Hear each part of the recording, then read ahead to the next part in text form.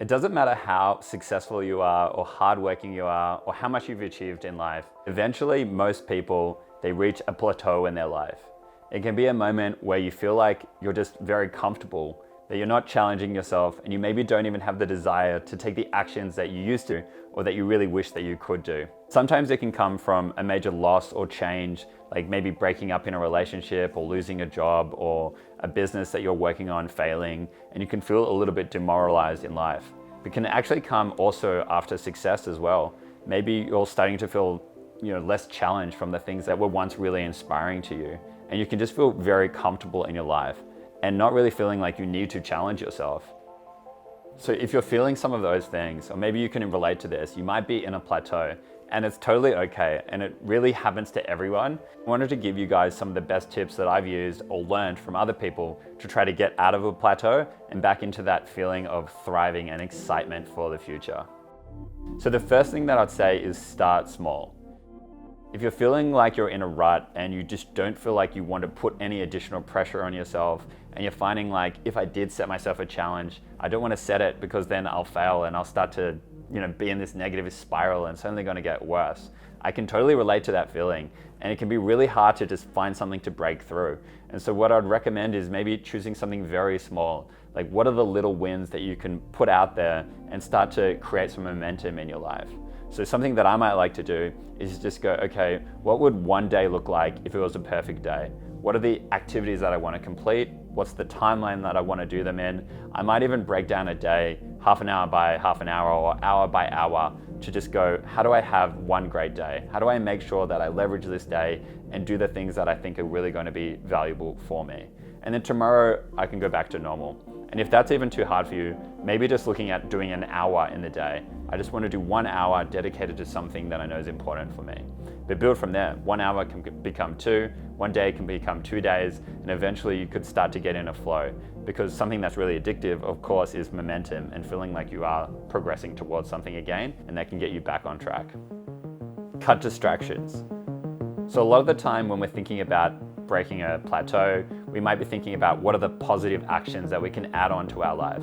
It might be, getting up early or doing a morning routine, getting a personal trainer, whatever it might be. These are all things that you're adding to your life, because sometimes the best thing that you can do is cut the things that are negatively holding you back.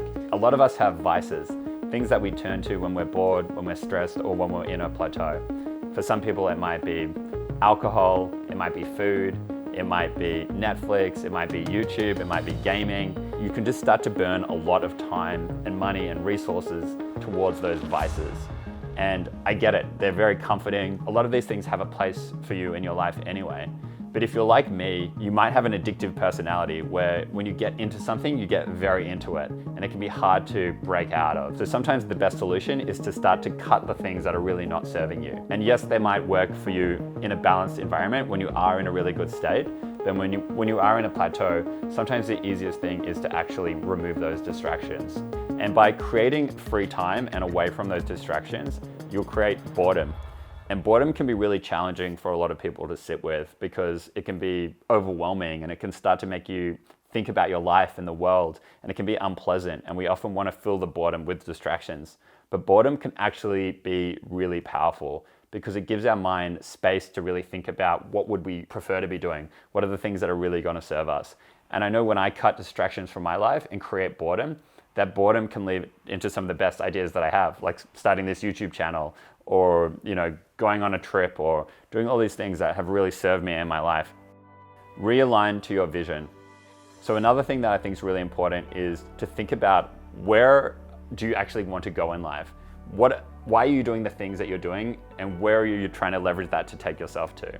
So if you think about your 10-year vision, or your 5-year vision, or your 1-year vision, what would your life look like? What would your ideal life look like? Paint a very vivid painting of what that life might look like. What are you wearing? Where do you live? What does your house look like? Who are the people that you're hanging around with? What do you do for work? How do you feel in the morning? How do you feel while you're doing that work? That can help you really align to that vision. And hopefully it's something that's quite exciting. You really want to create 2 things in your vision. You want to make it exciting, and you want to make it achievable. Because if it's ridiculous, like I want to be president of the world and living in Mars. Bit of an absurd example, but that's not realistic enough to truly motivate you to take the action, and it's hard to know what action you can take to do that. But if the vision is, living in a beautiful house with, a beautiful partner and a pet and, whatever it is, that can be something that can feel quite achievable. And if that excites you, then you have a high level of excitement and achievability, and hopefully really connecting to the vision and the feelings that generates in you can help you start to create the actions that you want to take to move towards that vision. And if you're finding that the vision is too achievable and not that exciting, then maybe you need to make it a little bit more aggressive. And if it's too out there, then yeah, you might need to pull it back a little bit. But really aligning to that vision can be really powerful to motivate you to take action. Have a traveler's mindset. A lot of people are addicted to traveling and they absolutely love traveling. It's a beautiful way to have adventures, new experiences, access to different cultures and different parts of the world. It's really amazing.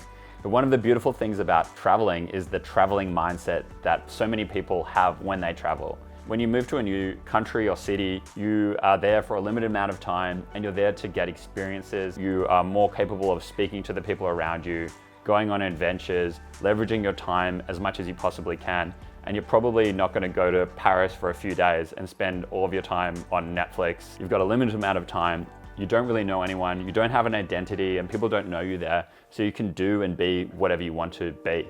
And so imagine if you took that traveler's mindset and you brought that back to your life. And you thought, well, I do have a limited amount of time here and I'm not identifying with the things all around me and I'm going to remove some of the distractions from my life.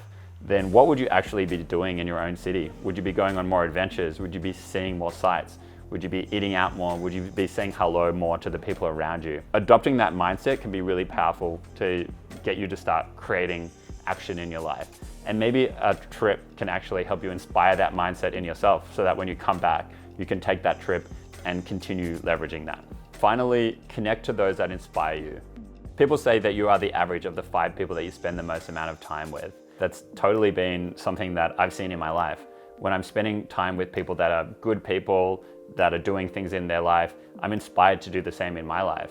And when I'm spending time with people that aren't necessarily aligned to my values and mission, it can be quite demoralizing. It can be less inspiring. And so what are the things that you want to do? Looking at your vision that you created, who are the types of people that you would love to be hanging around with? And if you don't know any of those people, there are communities all over the world where you can connect with lots of different types of people. If you're really into spirituality, then you might want to go to meditation meetups and yoga events. If you're really into entrepreneurship, you can go to business meetups and business conferences. Put yourself out there and start meeting these people. And if you really can't find them, then create the event or the hub for those types of people. If you're around people that are inspiring you, then that's going to rub off on you to take more action, to learn from those people, and it can be really exciting and motivating to be in their company.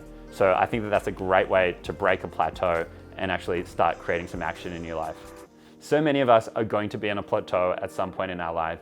I know it's definitely something that I've experienced multiple times, and it can be overwhelming and it can be hard to get through, but sometimes it can still feel very comfortable at the same time. I think some of these tips that I've shared have been really powerful for me, and hopefully they'll be powerful for you if you're feeling that. So I hope you've loved it. I'll see you guys in the next video.